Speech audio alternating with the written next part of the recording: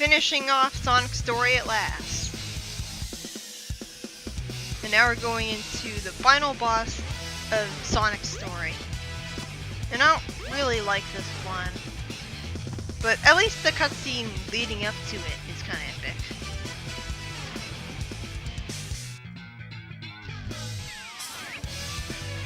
Although this doesn't really... What's the point of him defeating this boss? Because it doesn't stop Eggman from doing any evil plans after this. So Sonic's fight here is ultimately pointless. Like, Sonic's story in general is kind of pointless, narrative-wise.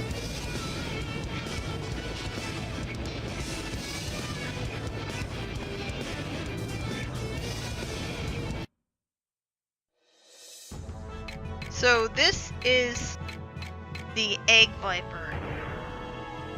Again, a lot of people have fun with this boss, but look at how narrow the platform is that you're standing on. If you get hit, you get knocked right off the platform and into the bottomless pit. If you get hit in just the wrong way, even if you're standing at the very center of the platform, why did they think that that was a good idea? That you can't really get hit even once, or you'll get knocked into the pit if you're unlucky enough. This boss heavily uses audio cues because you have to... When Eggman starts saying, "Get a load of this," that's when you know that you have to air dash away to get a boost of speed and start dodging his attacks.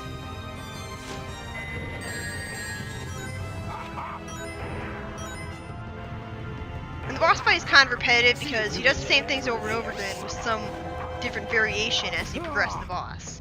You're better off waiting until after the green stuff starts becoming targets so you can homing attack, because if you attack too early, then you'll end up falling to your death. I hate the music for this boss fight, because I was just so exhausted with this boss when I first played it that every time I hear this boss music, it leaves me completely drained and frustrated. Like, this music just exhausts me. The boss fight seems perfectly fine now, but there's this one part of it at the end that completely ruins it for me. This is pretty easy to dodge, you just move to the left. Thankfully the camera angle changes so it's easier for you to dodge it. And thankfully they seem to automatically put you back here after you hit him. Although it doesn't automatically shift the camera angle, so you have to move around and do it yourself, and only then does he start attacking you. Although I guess that's good, because it would be cheap if he started attacking you while you weren't able to see him because the camera hadn't shifted. It takes so long for them to start moving that you expect them to move slowly, but then they instantly zip towards you really fast. And so I always get really nervous and tense when I come to one of those parts, because I always worry that I'm not going to jump in time, and that it's going to hit me and knock me off the platform, and I'll be forced to do the entire boss battle all over again. So it's best to jump a little earlier than you think you should. And I like how you can hold down the A button, and the longer you hold down A, the higher up you'll go, because that helps for variety of platforming, because you can jump higher sometimes. This right here is why I hate this boss fight. I died to this when I first played this boss, and it completely enraged me because it means that I have to do the entire 3-minute boss fight all over again. That is a Kaizo trap. I know it's not technically a Kaizo trap, but the health meter was completely gone. That boss fight should have been dead. It should not have still been able to attack me, even while its health meter was gone. I felt so cheated dying to that Kaizo trap and having to do the entire boss fight all over again. That completely ruined any sense of fun that I could have had from it. I mean, I know semantics-wise, it's not technically Kaizo Trap, because it's not like you beat the level and you get stuck in the victory animation cutscene, and then you die and you can't do anything about it.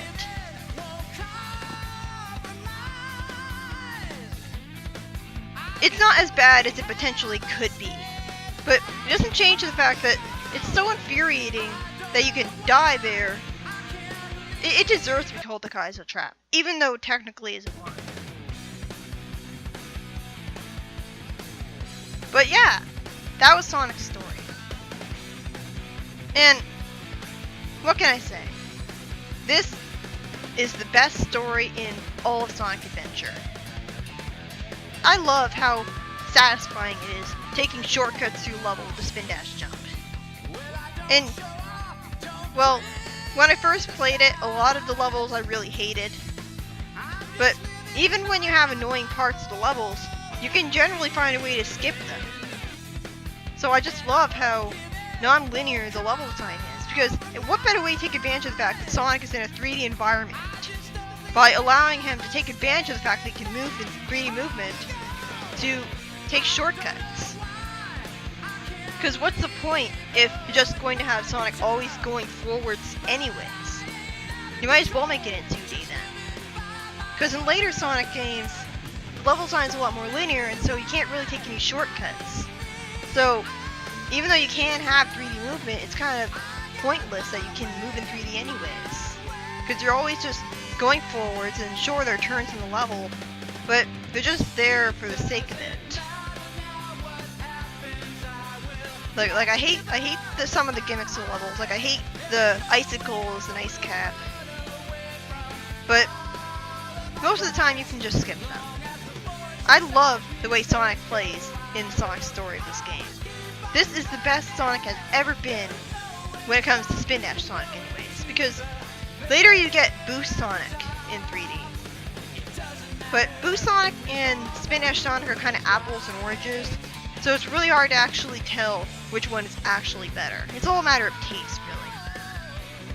When it comes to the actual story, Sonic's story is kind of pointless, don't you think? All of his levels kind of don't really accomplish anything. Because think about it, you go through Emerald Coast to, well, technically you didn't really have to save Tails. He was just sitting there in front of his plane.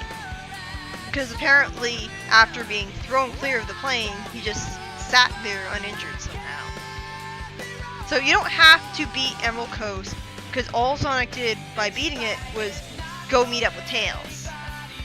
And he shouldn't have beaten Windy Valley and Ice Cap and Casinopolis, because doing that only got him Chaos Emerald for Eggman to steal from him. Eggman benefited from Sonic going on this adventure.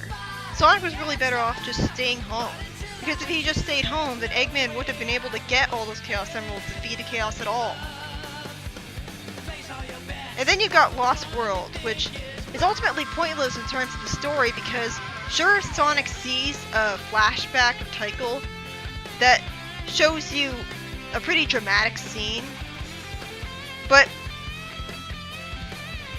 one, you sort of see that flashback again anyways, and two, Sonic doesn't really react to it.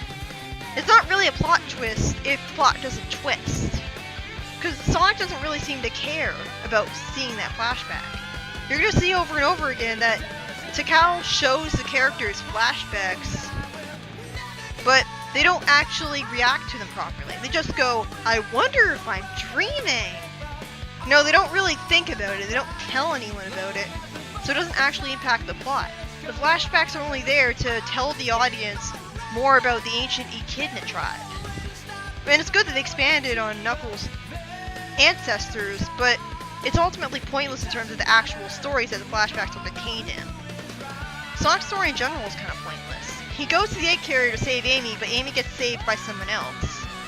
And he goes to the final egg to fight Eggman, but what did beating him really accomplish? Eggman continues to do evil things afterwards anyways. Sonic could have just stayed home.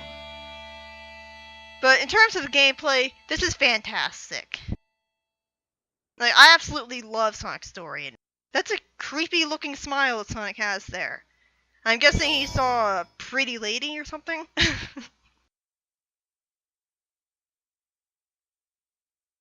So I'll see you in the next part for the first part of Tails' story. See you then.